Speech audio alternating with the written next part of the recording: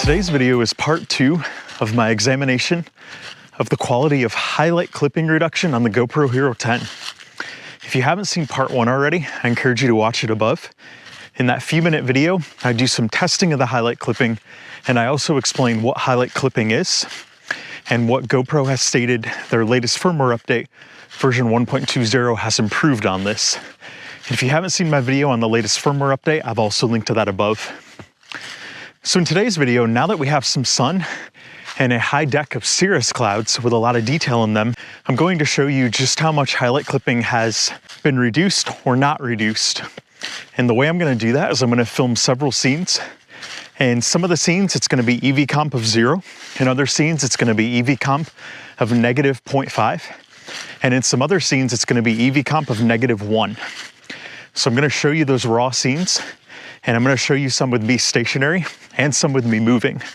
And then next, I'm going to show you those scenes with the histograms on them so that you can see just how much that highlight clipping is reduced or how good or bad it is in each of those EV comp settings. And finally, at the end, I'm going to show you each of those scenes with them color graded and edited so that you can see which ones you like best. Now, all of the settings for today's video are the same as my Hero 10 best settings video, which if you haven't seen that, I've linked to that above. And the only thing different is the EV comp setting is going to be 0, -5, and -1, depending upon the scene that I film. In addition, color is flat for all of these videos. So if the colors look washed out, that's why, until you see the edited ones, in which case I've added back color selectively. In addition, the sharpness level will be low on all of these. Our first test here is with EV comp set to 0.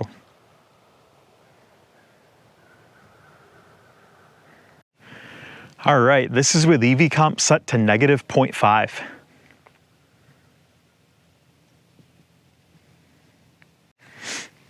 And finally, this is EV comp set to negative 1.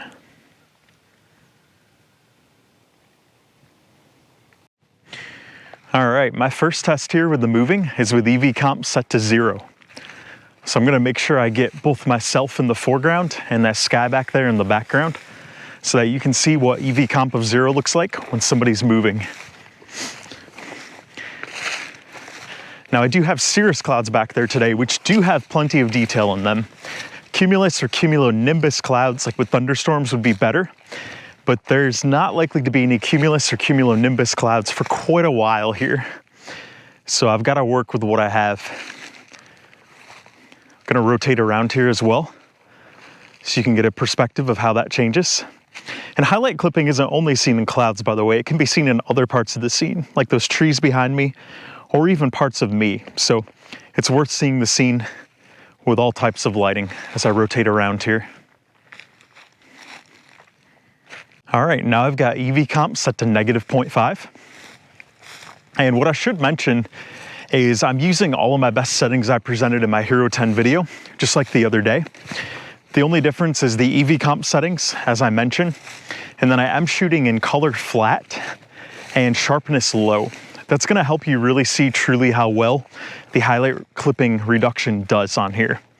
And then of course, when I go and edit these later on, and show you what the edited footage looks like, I'm of course going to make adjustments as needed. So I'm going to add some color back to it, and I'm going to add a little bit of sharpness if it needs any.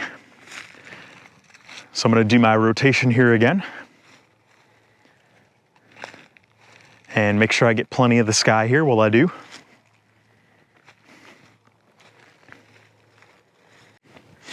All right, and for the final test, I've got EV comp set to -1.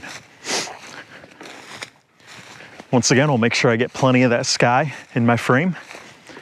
And I'm gonna start my rotations here.